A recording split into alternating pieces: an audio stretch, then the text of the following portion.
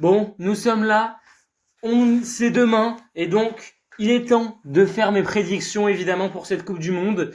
Et donc, bah forcément, on se retrouve là sur le site de la FIFA pour faire mon bracket. Alors, je l'avais déjà fait avant, mais je vais le refaire. Et donc, on va commencer tranquillement déjà, tout simplement par le groupe A. Et ce groupe A qui est déjà un groupe très difficile à pronostiquer, c'est un groupe très homogène avec donc le Mexique qui a récemment battu la Serbie 5-1 et l'Australie 1-0.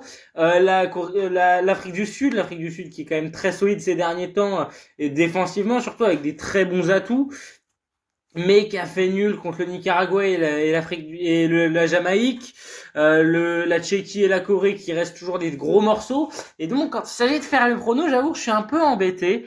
Et donc je pense partir sur déjà Afrique du Sud 3e ou 4e. J'ai du mal à les voir au-dessus. Et j'hésite à mettre entre ces trois-là après, derrière. Et donc je pense que je partirai quand même sur Corée première, Mexique deuxième, troisième Tchéquie et quatrième Afrique du Sud. Très difficile à pronostiquer ce groupe. Et le groupe B également, groupe B aussi très difficile à pronostiquer avec les différentes absences, notamment il me semble, Moïse Bombito par exemple pour le Canada. C'est quand même plutôt compliqué. Mais j'avoue que j'ai du mal à dire. Mais ce qui est sûr, c'est que le premier sera très probablement la Suisse. La Suisse qui fait des très bons résultats récemment. La Suisse qui a, de toute façon qui restera toujours une top nation.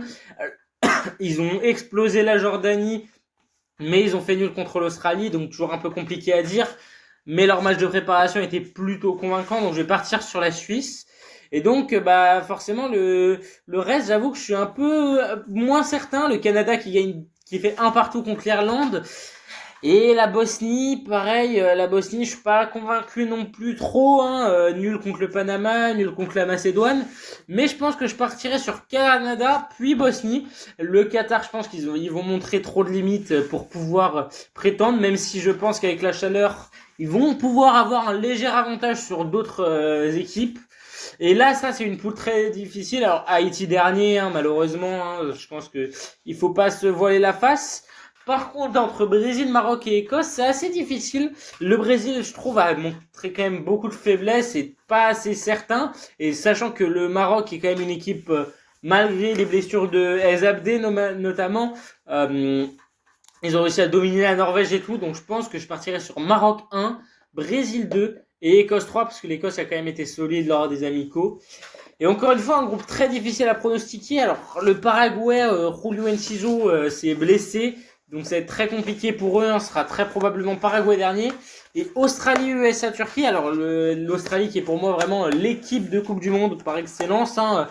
On les voit quasiment chaque année, à chaque Coupe du Monde. Ils sont toujours là, ils se qualifient toujours. Mais là, ça va être très compliqué. Et je pense que pour ce groupe-là, je vais mettre Turquie première, États-Unis deuxième et Australie. Et je fais aussi ça en partie pour le lore au niveau des États-Unis. On verra ça tout à l'heure. J'expliquerai le lore que je recherche parce que c'est vraiment un élément une narrative qui pourrait être excellente pour cette Coupe du Monde. Et là, on retourne sur les groupes impronosticables avec groupe E, Germanie, Curaçao, Côte d'Ivoire et Qatar. Donc évidemment, Curaçao qui finira dernier, ça ne me fait aucun doute. Mais par contre, Côte d'Ivoire, Équateur, Allemagne, peu importe comment tu les places dans la poule, ce sera très bon. Et moi, je pencherai pour une égalité à 5 points entre les deux équipes, ce qui serait très rare, mais j'imagine bien un nul Côte d'Ivoire-Allemagne, un nul Côte d'Ivoire-Équateur et un nul Équateur-Allemagne, et tout le monde qui gagne contre, tout simplement, le Curaçao, donc une égalité à 5 points. Et dans cette égalité, je verrais bien Équateur premier, Allemagne deuxième et Côte d'Ivoire troisième. Donc Côte d'Ivoire qui se qualifie à 100% quasiment. Et le groupe F, j'avoue que je suis un peu embêté. Alors Tunisie dernière, très probablement des joueurs de réserve, des joueurs qui sont même pas pros encore, comme Ayari ou Garbi. Et donc je pense et la Suède a trop de limites. Ça se joue entre les Pays-Bas et le Japon. Et clairement les Pays-Bas, ce manque de numéro 9, je pense, et de même d'attaque en général, va vraiment leur faire défaut. Et donc je pense qu'ils vont s'incliner contre le Japon. Et donc Japon 1, Pays-Bas 2, troisième Suède, quatrième Tunisie. Et là, on arrive sur le groupe G. Le groupe G, alors, pour premier Belgique, ça, y a aucun doute. S'ils ne finissent pas avec 9 points, c'est choquant. Et là, entre Égypte et Iran, je suis un peu embêté parce que, tout simplement, j'aimerais voir, je pense voir l'Égypte deuxième, mais je veux voir l'Iran deuxième et l'Égypte troisième. On verra quand on sera sur le tableau final. Donc c'est ce que je mets en tout cas. Le groupe H, Espagne, Cap-Vert, Arabie Saoudite, Uruguay. Je pense que Espagne, Uruguay, Cap-Vert, Arabie Saoudite. Je pense qu'il y a vraiment pas de débat possible. Et là on arrive sur les 3 derniers groupes. Alors ce France, Sénégal, Irak, Norvège. Bon, Irak dernier, c'est logique avec 0 points. Et là encore, j'imagine, je dirais bien une égalité à 6 points ou 5 points entre les 3 pays, avec la Norvège qui finit première, parce que j'ai un feeling que la France, on va pas être très bon en poule, et derrière, on va faire un gros tournoi, comme d'habitude. Et donc, je dirais bien Norvège, France, Sénégal, Irak, mais de toute façon, peu importe comment tu les places, je pense que ce serait identique. Groupe J, Argentine, Algérie, Autriche, Jordanie, ça va rester comme ça. L'absence de Baumgartner pour l'Autriche, ça va faire vraiment mal et je pense que ça va les empêcher de se qualifier. Le groupe K, le groupe qui vraiment représente la Coupe du Monde, 4 continents différents, des couleurs assez originales, beaucoup de couleurs différentes, une très grande palette de couleurs vives. C'est ce qu'on aime à la Coupe du Monde.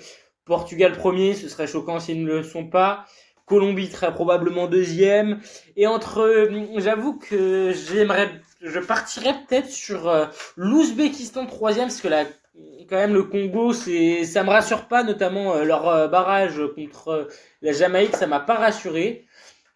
Le groupe L, bah, c'est quand même un groupe assez dur à pronostiquer, mais je pense que ce serait Angleterre, Croatie, et je partirais sur le Ghana, logiquement. Voilà, on serait sur ça, je pense. Et donc, quand il s'agit de faire mes meilleurs troisièmes, j'avoue que ça m'embêtait un peu. Alors là, c'est au classement FIFA. Je rappelle que si la différence de but et le nombre de buts est pareil, ce sera au classement FIFA que ça se jouera. Et donc, je pense que je partirais sur probablement Sénégal. Parce que le Sénégal va pouvoir, comme j'ai dit, égalité à 6 points ou égalité à 5 points. Pareil pour la Côte d'Ivoire. Et après, à la différence de but, j'imagine bien l'Autriche cartonner totalement la Jordanie, tout comme l'Égypte cartonner l'autre équipe, la Tchéquie, l'Écosse, et je pense que il m'en reste combien? 2.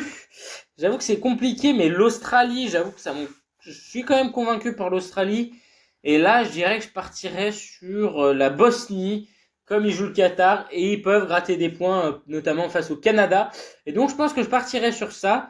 Et donc, on va passer à la phase à élimination directe. Et là encore, c'est quelque chose de particulier. Voilà, tous les matchs, tous les 16e de finale et tout ça. Et encore une fois, très dur à pronostiquer. Il y a eu des choses très convaincantes, d'autres moins. Notamment, là, ce premier match Équateur-Écosse. Plutôt bon match, je dirais, clairement. Et ce petit Équateur-Écosse, j'avoue que je sors l'Équateur clairement de ce match. Le Norvège-Australie, à peu près pareil, la Norvège qui sort du match. Mexique-Canada, duel entre les deux pays hôtes, et je dirais que je partirais sur le Canada à domicile, non pas à domicile, puisque personne ne jouera. Le Japon-Brésil, alors je vois beaucoup de gens être très haut sur le Brésil. Personnellement, je suis vraiment pas convaincu, et surtout que le Japon les a déjà battus. Je pense que le Japon clairement va battre ce Brésil. Le Japon est une des meilleures équipes de cette Coupe du Monde collectivement en tout cas. Et donc moi je partirais sur le Japon qui élimine le Brésil. Dans tous les cas, ça va être un méga match, peu importe le classement des deux poules, puisque c'est forcément le premier de la poule Mexique, le premier de la poule Japon Pays-Bas, et le premier de la poule et le deuxième de la poule Brésil Maroc. Et pareil pour l'autre match d'ailleurs, ça va croiser systématiquement. Et donc je pense que c'est le Japon qui en sort. Ils ont été quand même plutôt convaincants. Ils ont pas perdu depuis très très longtemps. Ils ont battu des top équipes. Franchement, c'est vraiment quelque chose d'excellent comme équipe, ce Japon. Ce Colombie-Croatie, j'avoue que je suis quand même plutôt embêté. Les deux équipes sont excellentes, mais je pense que je partirais sur la Croatie. Très dur encore une fois ce prono-là entre les deuxièmes du groupe K et deuxième du groupe L. Espagne-Algérie, je suis désolé pour mes amis algériens, mais là je pense que l'Espagne va se qualifier sans trop de problèmes. Turquie-Bosnie, ce serait quand même la Turquie, je pense a priori. Belgique-Tchéquie serait la Belgique. Maroc-Pays-Bas, méga match. Franchement, top match. Et je pense que je partirais sur le Maroc. Très dur à pronostiquer, mais je partirais sur le Maroc. Et là, Allemagne-France, encore un méga match. les deuxièmes de chaque poule. Et j'avoue que je vais partir sur la France, évidemment. Hein, on va pas quand même abandonner nos Français comme ça. Corée-Côte d'Ivoire, la Côte d'Ivoire va s'imposer, je pense. Ils se sont déjà affrontés en amical et la Côte d'Ivoire est quand même globalement dominée. Angleterre-Autriche, Angleterre, hein. Argentine-Uruguay, remake de la finale de 1930 de la première Coupe du Monde. Et c'est l'Argentine qui s'imposera cette fois. Et là, voilà, c'est pour ça que je mettais les deux deuxièmes de leur poule respective. Parce que j'aimerais bien voir ce match dans le stade de Dallas. USA-Iran, un vrai match. Et je pense quand même que, comme sur le terrain militaire, je pense c'est les USA qui vont s'imposer sans trop de problèmes. Mais top match encore une fois. Là, le Suisse-Égypte, pas trop de débat sur le fait que c'est la Suisse qui passe. Et le Portugal-Sénégal, je suis désolé pour mes amis sénégalais, mais là, le Portugal, c'est trop fort. On reviendra sur leur 8e tout à l'heure. Et là, ce Équateur-Norvège, match qui m'intéresse beaucoup, un peu le feu contre la glace. Et comme d'ailleurs en poule, ce Équateur-Côte d'Ivoire qui va vraiment définir totalement le classement de cette poule. C'est vraiment pareil, le feu contre la glace, l'attaque contre la défense, un jeu débridé contre un jeu extrêmement défensif. Pour moi, les deux sont les troisièmes meilleures nations, voire même probable deuxième pour l'Équateur. Savoir quel continent est meilleur. Est-ce que l'Afrique aille rattraper l'Amérique du Sud? Et donc, ce serait un méga match. Et là encore, ce serait un méga match, une top nation européenne contre une top nation sud-américaine. Et je pense que je donnerais ma préférence à la Norvège. Parce que j'imagine bien ça finir sur un 1-1. Avec du coup séance de tir au but où la Norvège est vraiment excellente. Et donc la Norvège qui passe. Mexique-Japon. Le Japon va oblitérer le Mexique. Clairement, dans le jeu, le Japon, c'est très fort. Ce Croatie-Espagne, l'Espagne, hein, on va être cash. Turquie-Belgique. Ça va être très dur, mais je verrais quand même plus la Belgique, la Turquie, notamment avec des joueurs diminués, sans top 9, je pense que ce serait quand même la Belgique qui va s'imposer. Ce Maroc-France, méga match encore pour la France. Et forcément, j'ai donné la France, même si ça va être très compliqué, très gros match. Hein. La France pourrait perdre à chaque match là dans cette Coupe du Monde quasiment, sauf l'Irak. Côte d'Ivoire-Angleterre, Côte d'Ivoire top équipe, mais l'Angleterre c'est quand même très fort. Le prophète Willou l'a donné vainqueur, donc je pense qu'on va donner l'Angleterre. Argentine, États-Unis, Messi va oblitérer les États-Unis et il va être applaudi en plus, c'est ça le pire. Voilà. Et là on arrive sur le Suisse-Portugal et je donnerais ma préférence clairement pour le Portugal. Hein. Remake de 2022 où le Portugal avait mis 6-1 à la Suisse. Donc là je pense qu'il n'y a pas trop de débat. Ce Norvège-Japon, gros match entre deux potentielles surprises. Et pour ça je donnerais peut-être ma préférence au Japon. Avec quand même, je pense qu'il serait capable très probablement de museler Erling Haaland. Donc je partirais, je pense, sur le Japon. Espagne-Belgique, assez compliqué, hein, clairement. J'avoue que j'ai du mal à dire. Non, je rigole. L'Espagne, pas de débat. France-Angleterre, la France. Ça va être très chaud. L'Angleterre est en excellente forme. Avec vraiment... peut-être que Thomas Tuchel va apporter quelque chose de très grand à cette Angleterre. Mais je donne ma préférence à la France pour le moment. Parce qu'on a le talent brut. Et ce match qui tombe dans une ville vraiment un peu paumée, c'est dommage. Ce match Argentine-Portugal le 11 juillet qui tombe à Kansas City, c'est quand même dommage dans un stade aussi petit. Mais sur ça, clairement, l'Argentine, c'est fini. Hein. Je donnerais clairement ma préférence au Portugal. Ce serait la dernière danse, la dernière confrontation entre les deux GOAT. Ce serait un match dantesque en termes de hype, en termes de tout. Mais je donnerais ma préférence au Portugal.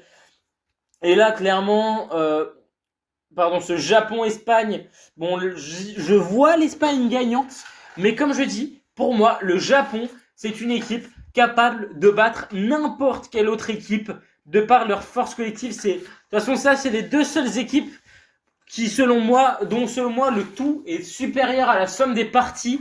C'est-à-dire que tous les joueurs rassemblés, c'est moins bon que l'équipe en entier. C'est ça que je veux dire. C'est-à-dire que vraiment, il y a un vrai collectif, une vraie tactique Et vraiment, ce Japon que je vois capable de battre n'importe qui, si la France affrontait le Japon, je serais vraiment pas serein.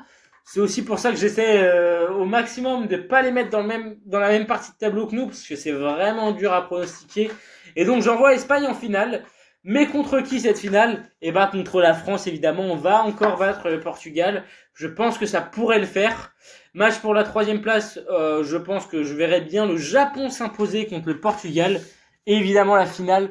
Je pense que je vais donner la France, un peu par chauvinisme, mais aussi parce que je crois peut-être au miracle que Deschamps va enfin se rendre compte que Mbappé il doit pas jouer neuf. Mais si Mbappé joue neuf tout de suite, ça va compliquer les choses. En tout cas, je pense que je partirai sur la France.